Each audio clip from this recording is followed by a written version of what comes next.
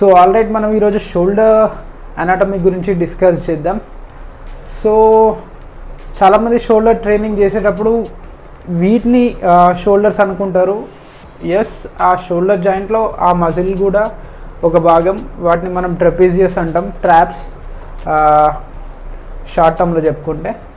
అది కాకుండా మనకు మెయిన్ వచ్చేసి డెల్టాయిడ్ మజిల్ గ్రూప్. జిమ్లో మనం ట్రైన్ చేసేటప్పుడు డెల్టాయిడ్స్ని మనం టార్గెట్ చేస్తాం మన షోల్డర్ సైజ్ ఇంప్రూవ్ చేయాలి అనుకున్నప్పుడు. సో మనకు 3 హెడ్స్ ఉంటాయి. అంటే ఇండివిజువల్గా అవి 7 to 8 హెడ్స్ ఉంటాయి పేర్స్. కానీ మనం టోటల్గా మనం ట్రైనింగ్ విషయంలోకి వచ్చినప్పుడు మాత్రం మనం 3 హెడ్స్ని మనం కన్సిడర్ చేసుకుంటాం. ఫస్ట్ వచ్చేసి యాంటీరియర్ లేకపోతే ఫ్రంట్ డెల్టాయిడ్ అంటాము. నెక్స్ట్ థింగ్ వచ్చేసి పోస్టీరియర్ ఆర్ రియర్ డెల్టాయిడ్. ఇది వెనక సైడ్ ఉంటుంది మనకి. మనం చూసుకుంటే ఇక్కడ నుండి ఇక్కడ అటాచ్ అయ్యే మజిల్ గ్రూప్ ఇది పోస్టీరియర్ డెల్టాయిడ్. నెక్స్ట్ థింగ్ వచ్చేసి మనకి సైడ్ డెల్టాయిడ్. మీరు షోల్డర్స్ ట్రైనింగ్ చేసేటప్పుడు చాలామంది విడ్త్ కోసం చేస్తారు.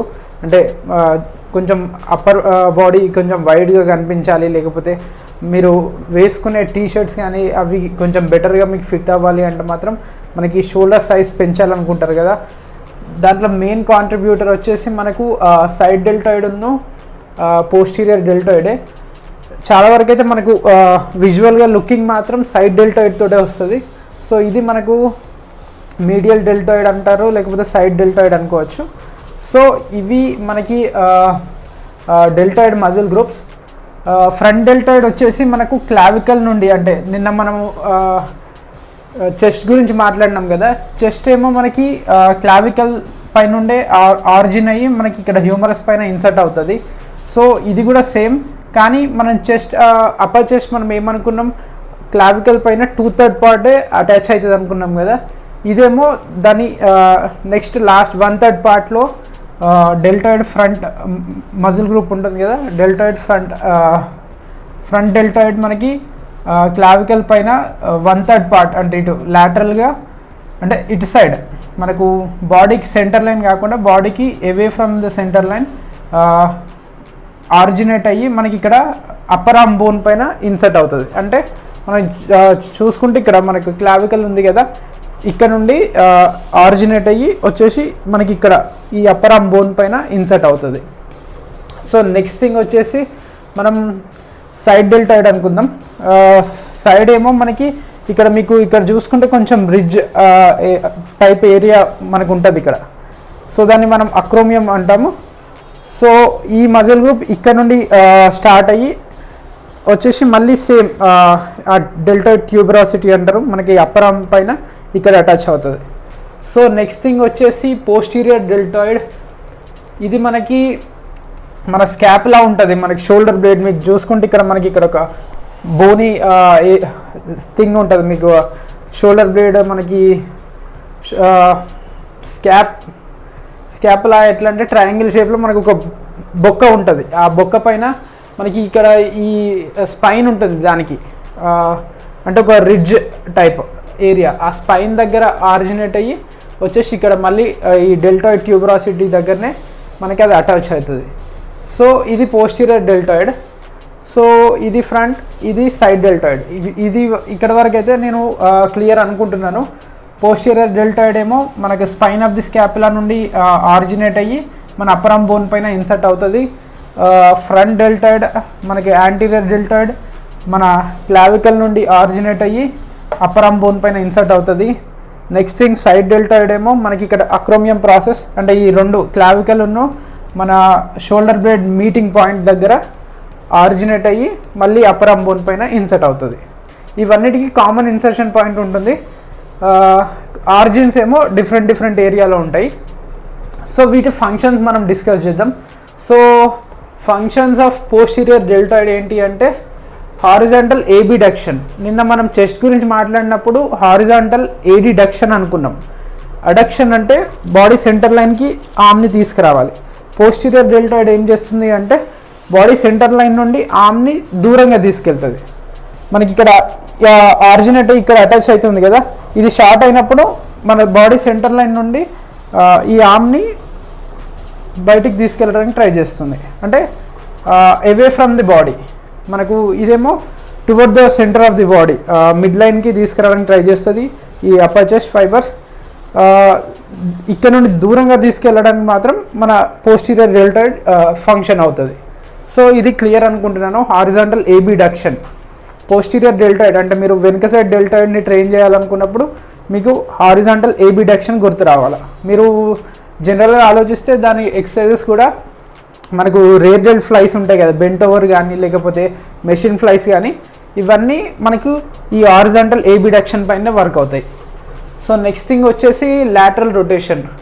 సో లాటరల్ రొటేషన్ అంటే నిన్న మనం చెస్ట్ గురించి మాట్లాడినప్పుడు చెస్ట్ ఇంటర్నల్ రొటేటర్ అనుకున్నాం కదా, ఇది ఎక్స్టర్నల్ రొటేటర్గా వర్క్ చేస్తుంది. సో మన ఆర్మ్ ఇక్కడ ఉంది కదా జనరల్గా, సో ఈ ఆర్మ్ని మనం ఈ అవుట్వర్డ్గా రొటేట్ చేయడానికి ఈ అప్పర్ ఆర్మ్ బోన్ని మనకి పోస్టీరియర్ డెల్టాయిడ్ కూడా అసిస్ట్ చేస్తుంది. సో నెక్స్ట్ థింగ్ వచ్చేసి షోల్డర్ ఎక్స్టెన్షన్.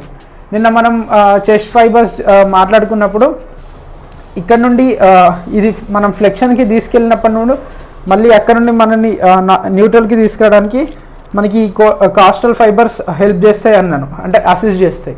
సో ఇక్కడ నుండి పాస్ట్ ఈ మన బాడీని దాటి వెళ్ళాలంటే దీన్ని షోల్డర్ ఎక్స్టెన్షన్ అంటాం. దీన్ని షోల్డర్ ఫ్లెక్షన్, ఇక్కడ నుండి మళ్ళీ వెనకాలకి తీసుకురావడం షోల్డర్ ఎక్స్టెన్షన్. సో ఈ వెనకాలకి తీసుకెళ్లే మజిల్ గ్రూప్స్లలో పోస్టీరియర్ డెల్టాయిడ్ కూడా అసిస్ట్ చేస్తుంది. మెయిన్ ఎక్స్టెన్సర్ అయితే కాదు, కానీ మెయిన్ ఎక్స్టెన్సర్స్కి హెల్ప్ చేస్తుంది, అసిస్ట్ చేస్తుంది. సో వీటి 3 ఫంక్షన్స్ ఏంటి అంటే horizontal abduction, body centre line నుండి మన ఆర్మ్ని బయటికి తీసుకురావడం అంటే దూరంగా తీసుకెళ్ళడం, లాటరల్ రొటేషన్, మీ ఆర్మ్ ఇంటర్నల్గా రొటేట్ చేస్తే ఎక్స్టర్నల్గా రొటేట్ చేసే మజిల్ గ్రూప్స్లో ఇది ఉంటుంది.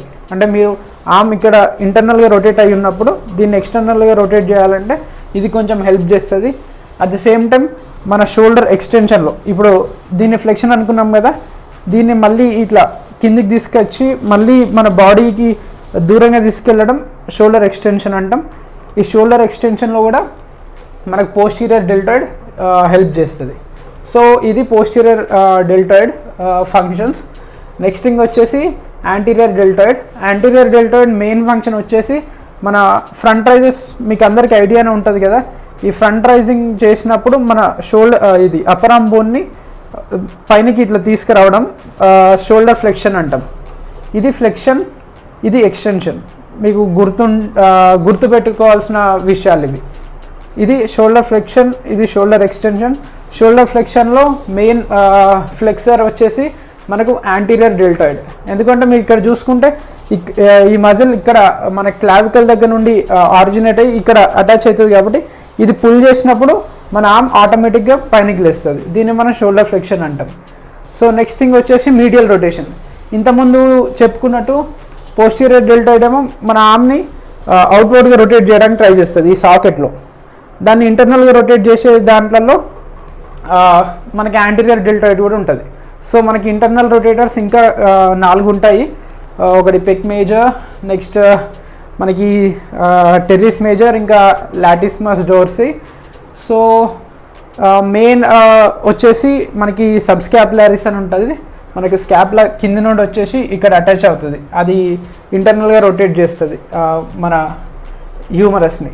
సో ఇవి కాకుండా మనకు యాంటీరియర్ డెల్టాయిడ్ కూడా మనకు మీడియల్ రొటేటర్గా మనకు వర్క్ చేస్తుంది, అంటే అసిస్ట్ చేస్తుంది ఆ మీడియల్ రొటేషన్కి. సో నెక్స్ట్ థింగ్ వచ్చేసి హారిజాంటల్ అడక్షన్. నిన్న మనం చెప్పుకున్నాం కదా అప్పర్ చెస్ట్ ఫైబర్స్ హారిజాంటల్గా అడక్ట్ చేస్తాయని. దీంట్లో అసిస్ట్ చేసేది మనకు యాంటీరియర్ డెల్టాయిడ్ కూడా. యాంటీరియర్ డెల్టాయిడ్ కూడా కొంచెం ఆ వర్క్కి అసిస్ట్ చేస్తుంది. సో ఇది క్లియర్ అనుకుంటున్నాను. సో పోస్టీరియర్ డెల్టాయిడ్ మళ్ళీ ఒకసారి చెప్పుకుంటే horizontal abduction, body centre line నుండి దూరంగా తీసుకెళ్తుంది. At the same time lateral rotation, మన అప్పర్ ఆర్మ్ బోన్ని లాటరల్ సైడ్ అంటే మనకు బాడీ మిడ్ లైన్ నుండి దూరంగా తీసుకెళ్తుంది. At the same time shoulder extensor.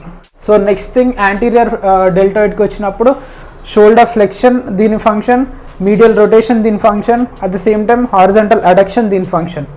ఇక్కడ వరకు అయితే మీకు అంతా క్లియర్ అనుకుంటున్నాను. నెక్స్ట్ థింగ్ మనకి మీడియల్ డెల్టాయిడ్ వచ్చేసరికి ఒకటే ఫంక్షన్ ఉంటుంది. అది చాలా వరకు ఎట్లా అంటే దీన్ని మనం ఏబిడక్షన్ అంటాం. సో ఏబిడక్షన్ అంటే మన ఆర్మ్ సైడ్కి ఉంది కదా, ఇక్కడ నుండి దూరంగా తీసుకెళ్ళడం. దీన్ని మన బాడీ సెంటర్ లైన్ నుండి మన ఆర్మ్ని దూరంగా తీసుకెళ్తుంది కాబట్టి దీన్ని ఏబిడక్షన్ అంటాం. సో ఈ ఏబిడక్షన్ కూడా ఫస్ట్ 15 degrees ఏమో మనకు వేరే రొటేటర్ కఫ్ మజిల్స్ యూజ్ అవుతాయి. ఒక మజిల్ గ్రూప్ ఉంటుంది సుప్రాస్పైనటస్ అని. అది కాకుండా ఆ 15 degree దాటిన తర్వాత మెయిన్ ప్లేయర్ మనకు మీడియల్ డెల్టాయిడ్. మీడియల్ డెల్టాయిడ్ ఇక్కడ 15 degrees దాటిన తర్వాత మన ఆర్మ్ సైడ్ నుండి కొంచెం దూరంగా వచ్చేసిన తర్వాత అప్పుడు దీనికి లెవరేజ్ ఎక్కువ ఉంటుంది, అంటే మెకానికల్ అడ్వాంటేజ్ అనుకోవచ్చు ఈ మజిల్ గ్రూప్ పుల్ చేసుకోవడానికి, అంటే మన ఆర్మ్ని ఇట్లా సైడ్కి తీసుకురావడానికి. అబౌట్ 90 degrees వరకు తీసుకెళ్తుంది. తర్వాత కూడా తీసుకెళ్లే ఛాన్స్ ఉంటుంది, కానీ వేరే మజిల్ గ్రూప్స్ మనకు ఎక్కువ ఇన్వాల్వ్ అవుతాయి ఆ అప్వర్డ్ రొటేషన్కి, మనం ఆర్మ్ని బయటికి తీసుకెళ్ళడానికి బాడీ సెంటర్ లైన్ నుండి. సో మనకి మీడియల్ డెల్టాయిడ్ ఫంక్షన్ వచ్చేసి ఏబిడక్షన్ 15 degrees అవతల నుండి. సో మనం ఆర్మ్ని మన సైడ్ నుండి ఇక్కడికి తీసుకెళ్ళాలి సైడ్ లాటరల్స్ రేజెస్ చేసేటప్పుడు.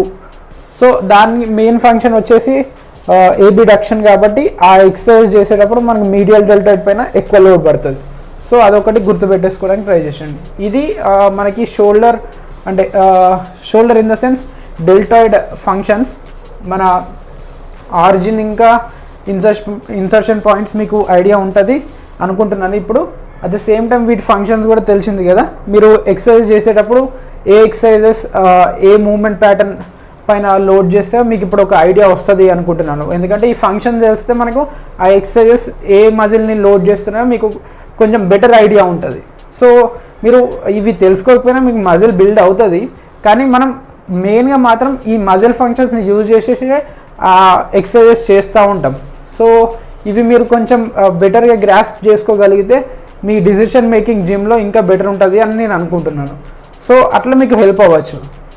సో ఇది మనకి డెల్టాయిడ్ ట్రైనింగ్ 101 అనుకోవచ్చు.